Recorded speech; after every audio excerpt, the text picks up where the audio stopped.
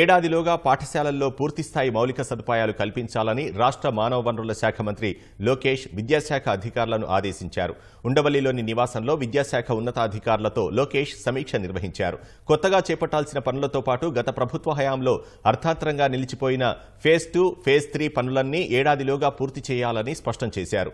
ప్రభుత్వ పాఠశాలల్లో విద్యార్థులకు అందిస్తున్న మధ్యాహ్న భోజనం నాణ్యతపై విషయంపై అధికారులను ఆరా తీశారు. పాఠశాలల్లో పారిశుధ్యం నిర్వహణకు సంబంధించి ఢిల్లీ ప్రభుత్వం అనుసరిస్తున్న విధానాలు, ఇతర రాష్ట్రాల్లో స్కూల్స్ శానిటేషన్కు సంబంధించిన విధానాలను అధ్యయనం చేయాలని అధికారులను ఆదేశించారు. అదేవిధంగా గత 5 ఏళ్లలో ప్రభుత్వ స్కూళ్ల నుంచి ప్రైవేట్ పాఠశాలలకు మారిన విద్యార్థుల సంఖ్య, అందుకు గల కారణాలను విశ్లేషించి సమగ్ర నివేదిక ఇవ్వాలని సమగ్ర శిక్ష అధికారుల్ని ఆదేశించారు. బడిలో చేరి మధ్యలో మానేసిన డ్రాప్అవుట్స్ వివరాలు కూడా అందజేయాలని అన్నారు. గ్రామాల్లో విద్యార్థులకు పాఠశాల ఎంత దూరంలో ఉందో నివేదిక ఇవ్వాలని కోరారు.